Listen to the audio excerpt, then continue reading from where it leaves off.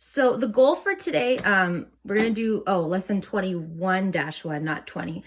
So the goal is to be able to use percents and equivalent ratios to find the percent of a quantity. Now, that's a big goal, but really all it is you're trying to find out if you have a part of something and you know how much of it there is, it's like what percent is that part? So this is the general formula you're going to use, where X is the variable you're trying to find, which represents the percent over 100, because for percent, it's always out of 100.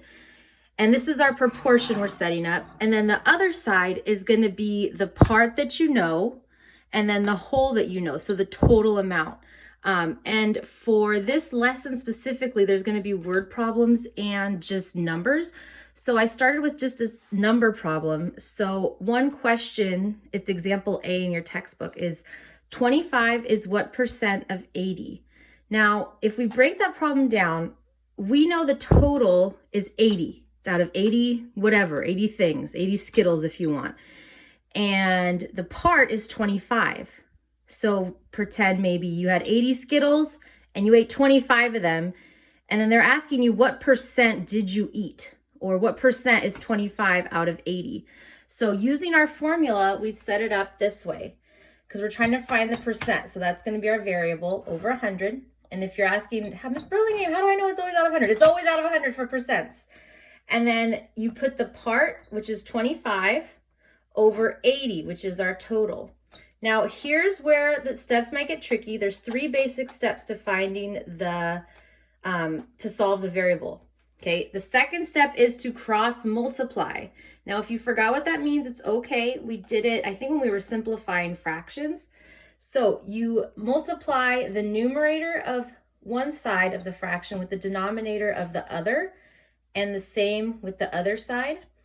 And then you put them, you make them equivalent to each other. So for example, how did we get 80x?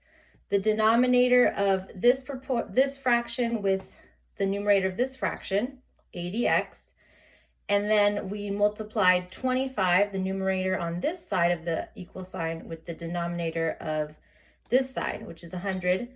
So that would be 25 times 1,000. Oh, whoa! How did I get 1,000? Wait. That's meant to say 100. Let me cross that out. That's the problem. Hold on. So it's 25 times 100 equals 25,000, okay? And so what do you do from here? Okay, hoping you remember from our previous lessons, we have to get X by itself. So Miss Burlingame, how are we gonna do that? How are we gonna get X by itself?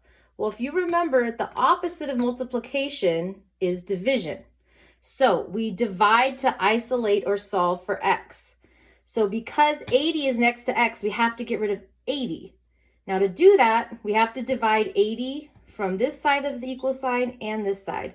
And I think it was Taha that reminded us all, whatever you do to one side, you have to do to the other side. So that's why we do it both.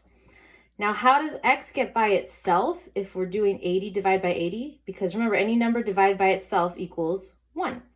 And so once you divide out 2,580, you should get this percentage. X equals 31.25%. Now, if it does come out to more than the hundredths place, just round for the hundredths place, because remember, percents are out of 100. Okay, so that would be our percent. So it's okay if for some problems you don't get just a whole number, but you get a decimal as well. All right, so what I'm going to do is I'm going to post a picture of this chart so you can remember it. And then in the next video, I'm going to go over some practice problems on a whiteboard with you, and they're going to be word problems. All right, let's get to it.